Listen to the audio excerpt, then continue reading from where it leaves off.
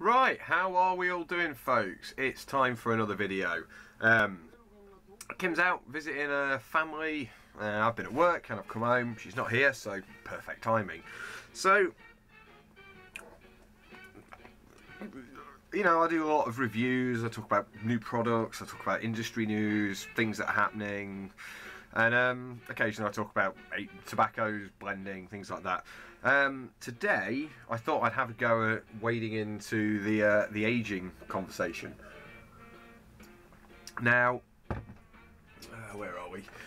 Now, there's one person who has written quite a bit on this. It's a bit of a legend within the community and the industry, to be honest, and that is Mr. Pease, Mr. Gregory Pease. So, what better than doing a video talking about aging tobaccos and trying it out than actually by using a G L Pease blend. So tonight I am going to be doing a comparison. I've actually already started doing this. Everything went wrong in the first video, so I'm reshooting it. So I'm already part smoking at the moment. You'll see why in a moment. So I'm going to be doing a comparison, like I say, of G L Pease Fillmore.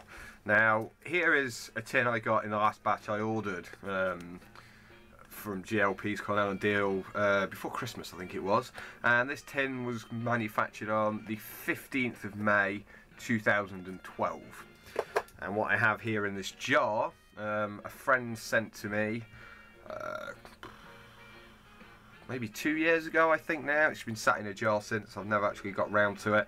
I don't have a great deal of it, so I've been saving it for one of those special occasions. And today is one of them. And this is dated the 10th of the 4th, 2006. So this has got just over 7 years of age on it.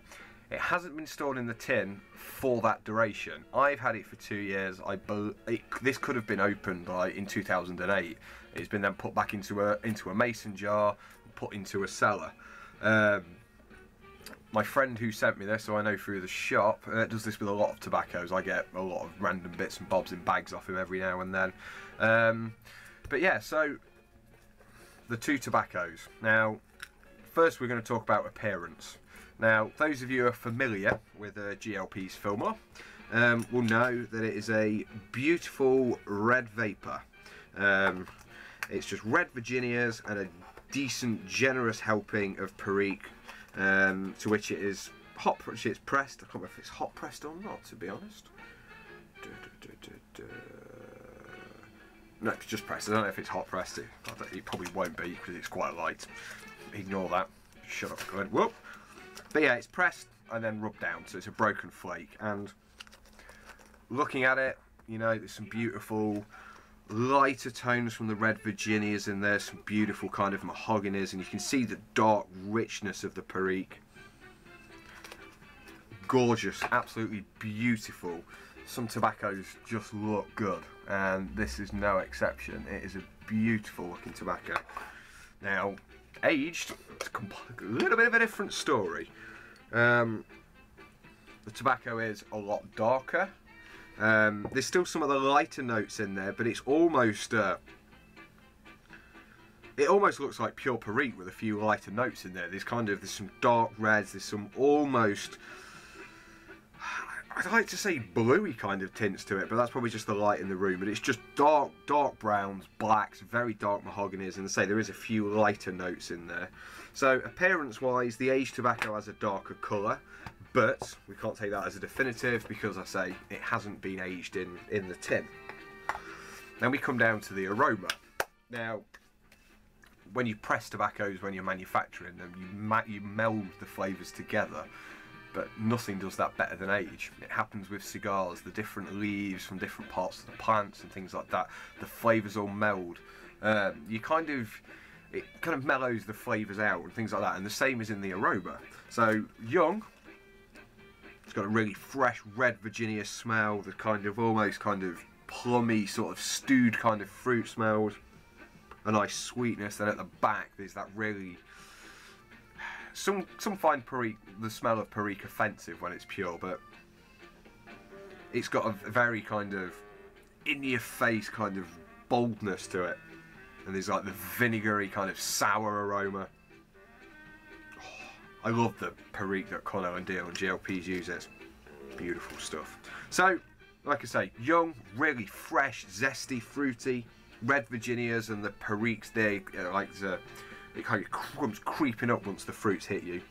And then aged now. Again, this has had 7 years. Now this is a little bit more refined. It's not quite so sharp and not quite so fresh. The stewed fruits are there, but they're a lot. They smell a bit richer. And they say the sourness and the slightly almost vinegary aroma from the Perique is there, but it's a lot more subdued. It's not quite so in your face as this one. It's a lot more complex. There's other aromas there, but I can't quite pick them out. But oh, it's beautiful, beautiful smell. So anyway, less of the smell of the tobacco. I could smell that stuff for days. So to do an accurate comparison, I need 2 identical pipes. I was supposed to get some corn cobs on the way home, but I completely forgot. So I've come back and I've done something which, yeah, I guess in hindsight I shouldn't have done, but I know I can buy some more from the shop because I still have 1 of each of these left, which I'll get tomorrow morning. So I'm going to be smoking, I am already smoking this in 2 Wilson's Famous Face clays. Wilson's have restarted production. These are pretty, I think, next to be made. I don't think they're actually available yet. It's just the 6 and 7.5 inch cutties are available to us. So in Chief Chaka here I have the vintage, and in General Gordon here I have the younger stuff. Now one thing I will say, any of you who've smoked clay pipes before will know that if there isn't a painted coating on the mouthpiece, it's quite a painful experience. I've made that mistake in the past. You can dip it in butter, some dip it in lard, some dip it in Vaseline, just anything that will kind of create a moisture barrier between the pipe and your lips, because the clay is it's uncoated, so it's very, very dry, and it zaps the moisture out of your lips and you'll remove your lips. I mean, just while I'm holding it here, my fingers are starting to stick to the bottom of these pipes. But anyway, so yeah, like I say, they've already been loaded up. I'm already about halfway through each bowl. They're only quite small bowls. So I'll give you a quick rundown of where I am so far. The younger tobacco, which I think why I'm explaining this to you, I'm going to smoke because I've been talking for 7 minutes, I haven't even lit my pipe yet.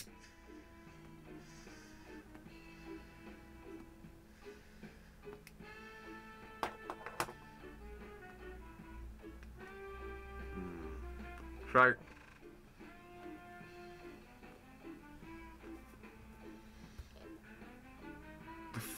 the younger stuff is fresh and crisp. There's some slight, almost grassy notes in there. There's the really fruity reds. There's kind of a slight plummy sort of flavour coming through. You can taste the Perique. It's there, so you get the slightly sourness, you get the kind of almost figginess from it, and you get the slight tingle. There's a decent measuring of Perique in this.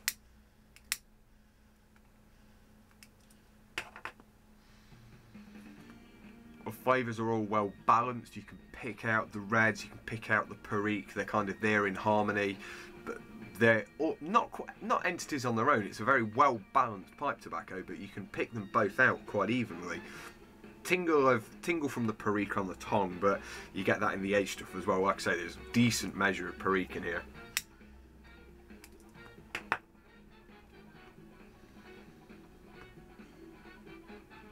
It's creamy as hell as well. It's just such a smooth, beautiful smoke.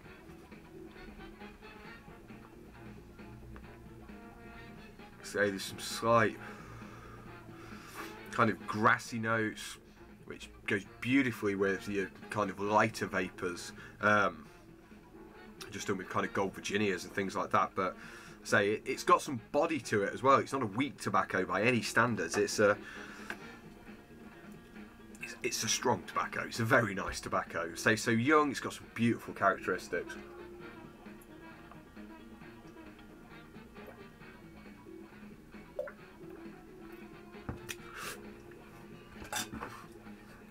So on to the aged.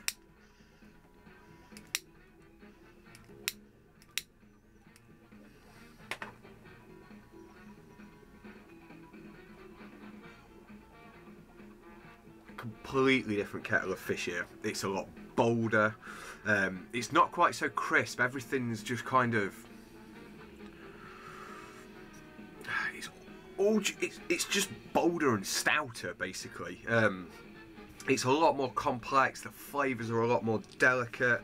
The slight plummy note from the reds is almost like a stewed plum. It's beautiful. There's a bit of sweetness there. The Perique's a touch more sour, a little bit more vinegary. So it's not as creamy, but it's just...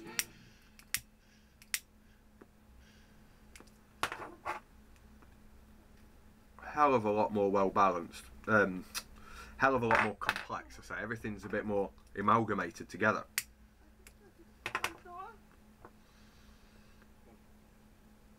It's also got this beautiful kind of musky, damp, woodlandy sort of tang to it. It's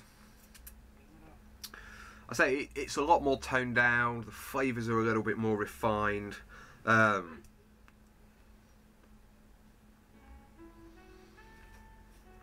As soon as you start inhaling it, that first inhale, the first moment of the flavour, you get just the reds, and then it all just kind of grows and becomes bolder and bigger. This is burning a little bit hotter, but the tobacco is a bit drier than what it is fresh, so I'm putting that down to that. It's still the Perique tingle on your tongue. It's not a tongue bite as such. I say it's just a beautiful kind of, lets you know the Perique's there. So say it's kind of a pepperiness sort of thing. But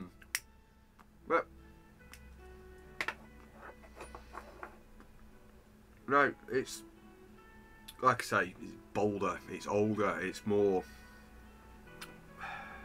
refined, I think is the better way of putting it. So based on this short video, I've pretty much finished both of these anyway.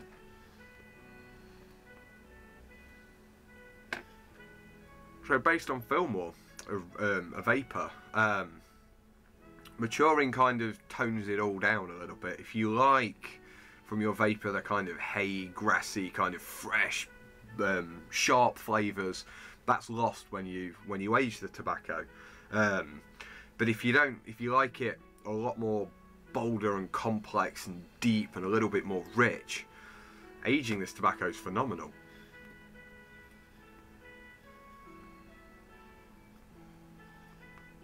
Kind of just, there's more complexity there. Say there's slightly nutty, kind of tiny little nutty undertones and things like that. It kind of, but that melds. I'm struggling to get words for this, to be honest, because the flavours aren't that dissimilar. They're all still there. It's just how they're presenting themselves. So I say when it's older, it's a little bit more complex, a little bit more rounded, bolder, darker, richer. Whereas it's young, it's just fresh, it's zesty, it's in your face, it's not energetic. It's just in your face and it's fresh and it's you know, it's got a lovely crispness to it. So I'm gonna jar up the rest of this. The rest of this Fillmore, and I might be back again in another 7 years. Hopefully I can still get peas then, I hope, and yeah, and I can do a comparison of 3 of them. So yeah, thanks for watching this video. First time I've ever tried doing this myself, so it's an interesting way of doing it. I just wish I had 2 heads, or 2 mouths, so I could smoke them both at the... Actually, we'll stay it. But yeah, just going off a bit there. But anyway, so thank you ever so much for watching. I may revisit this at some point. It'd be nice to do it with some aged Virginias. I'll have to have a look around and see what I can come up with, but... be interested to do, say, the same thing with some aged Virginias and aged Balkan and things like that, because yeah, certainly an interesting experiment. Yeah, I strongly recommend that you start cellaring yourself some Fillmore, or maybe a little bit of Dunhill Deluxe Navy Rolls and things like that, because they age excessively well. If you want some more information on G L Pease's article on aging, anaerobic and non-aerobic fermentation and things like that, I'll put a link to it in the bucket. Makes for a brilliant read. And yeah, so yeah, wrap up. So like I say, thank you very much for watching, folks. I'll see you all soon. Take care. Goodbye.